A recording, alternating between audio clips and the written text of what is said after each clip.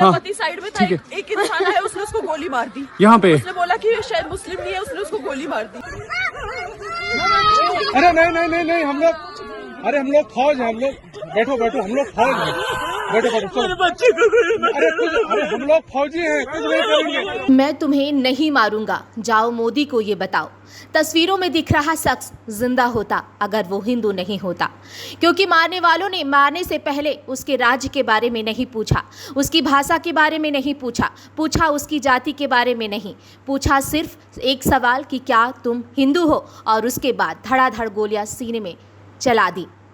कोई दया नहीं, कोई रहम नहीं, सिर्फ एक सवाल था कि क्या तू हिंदू है, और जब जवाब मिला तो मौत का फैसला हुआ। पहलगाम में मंगलवार की दोपहर करीब 3 बजे जो कुछ हुआ वो इंसानियत को तार तार करके रख दिया, मानवता को शर्मसार कर दिया, भारत की एकता को लेकर सवाल खड़ा कर दिया, गंगा जमनी तहजीब पर सवाल खड़ा कर दिया। कश्मीर में 26 लोगों की मौत की पुष्टि अब तक हुई है और ये आंकड़ा और भी बढ़ सकता है।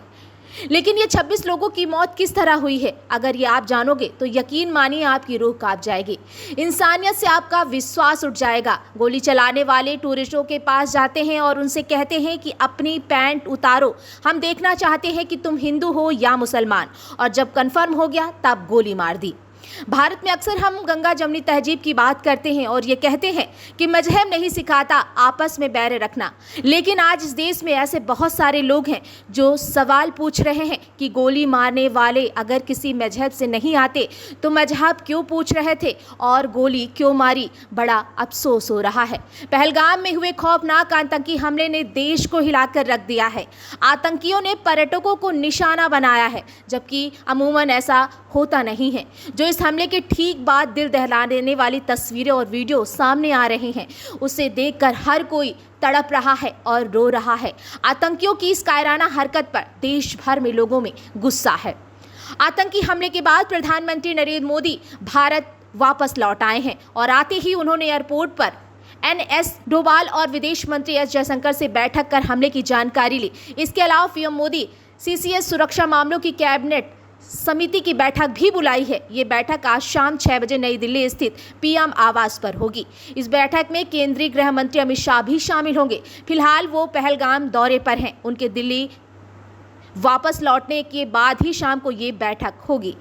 केंद्रीय मंत्री अमित शाह पहलगाम में हमले वाली जगह पर दौरा करने पहुंचे हुए हैं। अमित शाह ने हमले में मारे गए लोगों को श्रद्धांजलि अर्पित की है। पीड़ित परिवारों से मुलाकात कर रहे हैं। पहलगाम आतंकी हमले की जांच एनआई करेगी। इसके लिए दिल्ली और जम्मू कश्मीर से एनआई की टीमें पहलगाम के लिए रवाना हो गई हैं और कुछ ही देर में वहां पर पहुंच भी जाएंगी। एनआई स्थानीय पुलिस के साथ साथ मिलकर घटना की पूरी जांच करेगी। ये तस्वीरें जब से सोशल मीडिया पर आई हैं, हर कोई देखकर रो रहा है और हैरान हो रहा है कि किस तरीके से आज भी वहां पर ये कायराना हरकत इन आतंकियों ने की है। और सवाल सरकार पर भी खड़ा हो रहा है कि जब वहाँ पर कह रहे हैं कि अब सरकार का राज है, तो फिर किस तरीके से इन आतंकियों के हौसले बुलंद हैं।